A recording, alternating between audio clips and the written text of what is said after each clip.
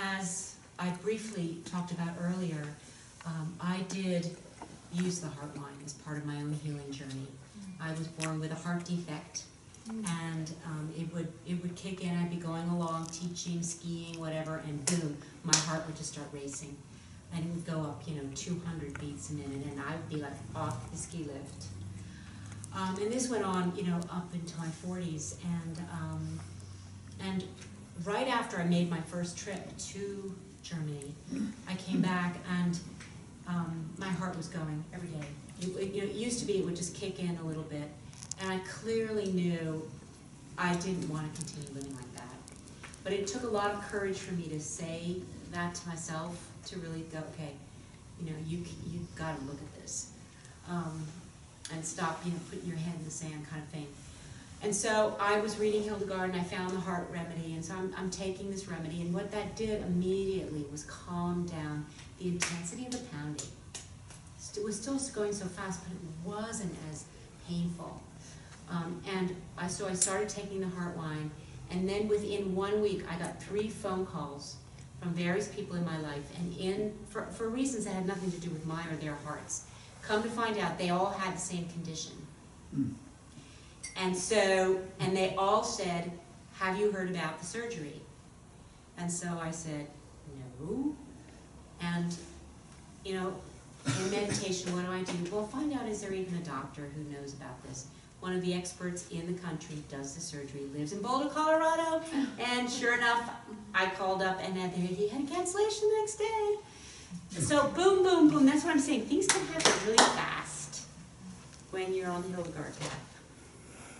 And my surgery went the fastest the surgeon had ever done, and he said, what have you done that you're so fit? And I said, heart wine. He looked at me like I was just an Indian gentleman. He goes, oh, really? Yes. He goes, would you be okay if I gave your phone number to future patients? I said, sure. You could tell them how good the surgery works, and if you want, tell them about your heart line. Yeah, it was a very amazing time. It was a scary time, though, because everything was happening so fast. I came back and knew that I needed to stop my teaching and devote myself full-time to my own artwork. And that's what happened 7 years ago. And so this is, the fruit of that is what you're sitting in the middle of. And, to go on a preaching tour is one thing. To do it when you're in your 70s is another. And that's how old she was when she went on her last tour, 72. And no, she did not take a limo. It was, horse and boat. So that's, I think, the other message is that, no matter how old we are, her final year was perhaps her most intense. She decided that it was going to be okay for her to bury an excommunicated nobleman who happened to die on her property after he confessed to her that he really did love the Lord. And it's not okay to bury an excommunicated man on church property, according to the bishop in Mainz. And so he was not happy with her.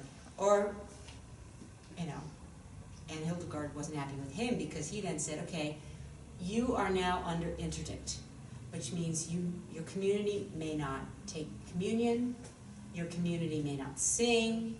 Basically, silence, shut you down. And for Hildegard, this was like, why live? If I can't sing, singing for her was praising God. And so she wrote a letter. She wrote a letter to the bishop, and that's what this little bit is down here. What about those in the church who, through an interdict, imposed silence on the singing of God's praise? What about those men like you, sir?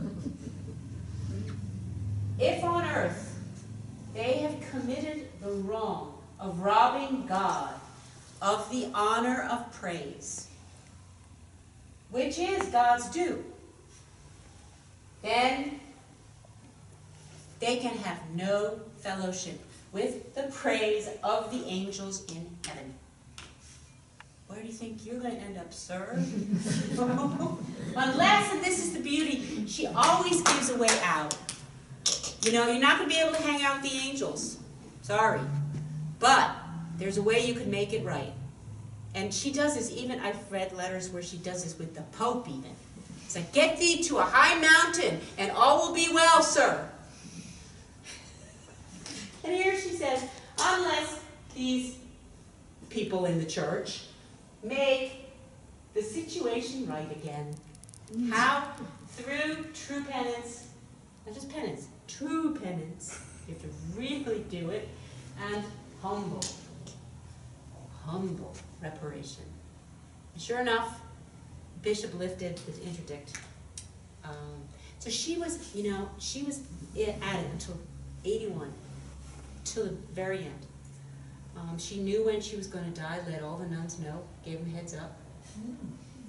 And then came back and sang a while for him, apparently 3 times. And last but not least, Hildegard did believe in adorning ourselves.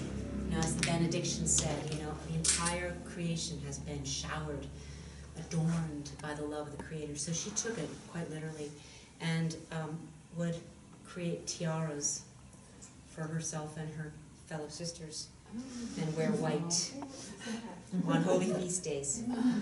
So, and I could just see Volmar trying it on too, so feel free. And I tell people to go and look in the mirror at themselves with this crown, because it really does something for your spirit. So thank you.